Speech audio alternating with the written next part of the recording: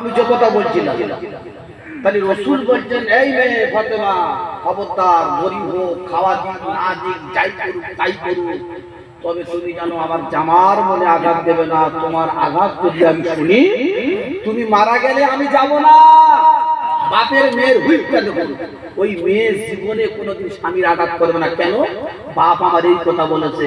আর এখনকার মেয়ের মা ফোন করে বলছে তোর যদি মারে তুই চলে আসবি, তারপরে বাকিটা দেখে নেবো, বাকিটা দেখে নেবো। এরা চিন্তা করছে, তাই তো না। মা বলছে থাকবো, এই তোর এই দেখে যাচ্ছি, আমি হাঁটছি, তোর সচ্ছা না করে তুই রাখ, আমি কেটে বলছি। ওসব ছেলে মেয়েরা সব এখনকার মেয়েরা বলে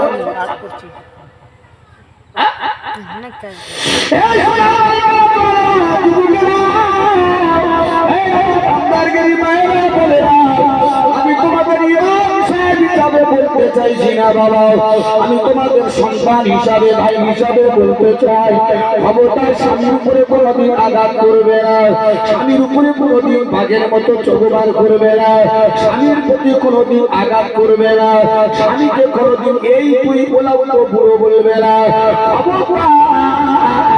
স্বামী এমন একটা নিয়ামতি জিনিস, স্বামী যদি মারা যায়, স্ত্রী যদি মারা যায়, স্বামী যদি ওই স্ত্রীর প্রতি মহব্বত করে হয়ে যায়, আল্লাহ রাসূল বললেন আইয়ুকা ইমরাতুল মাতা কাসাউজুকা আনগারাতিন ফাদাখালাল জান্নাহ।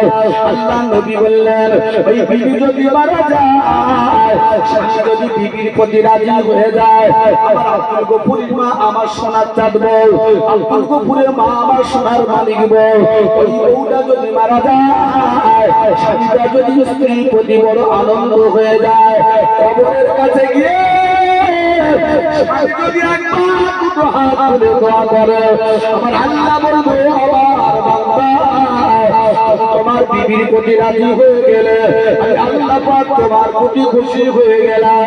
ও আমার বান্দা, তুমি তোমার স্ত্রীর প্রতি এত খুশি হয়ে গেলে আমি আল্লাহ খুশি হয়ে যায়। আর আমি আল্লাহ যখন খুশি হয়ে যায়, তোমার স্ত্রীর জন্য আমি আল্লাহ কবরটাকে বড় করে দিয়ে দিলাম।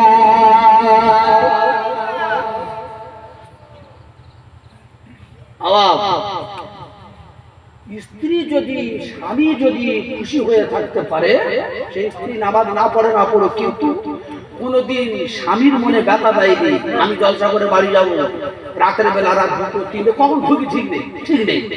বাড়ি বউরা নাচ দেখে বলছে বাপ আমরা ইনকাম করে বাড়ি যাচ্ছি, সারা রাত রাস্তা কোথায় কি হবে, বাড়িতে দৌড় তুলছে, ওর না দরজা না, ওর না ওর না ওর না ওর না, দুবার তিনবার ডাকতে, তারপর একবার চলে এই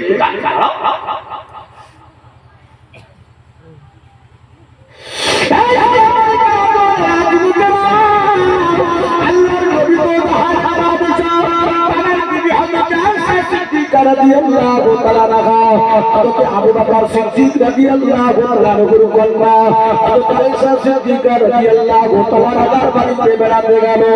আল্লাহর নবীর শ্বশুর হযরত আবু বকর গিয়ে বলছে আয়েশা আমি তোমার জন্য কিছু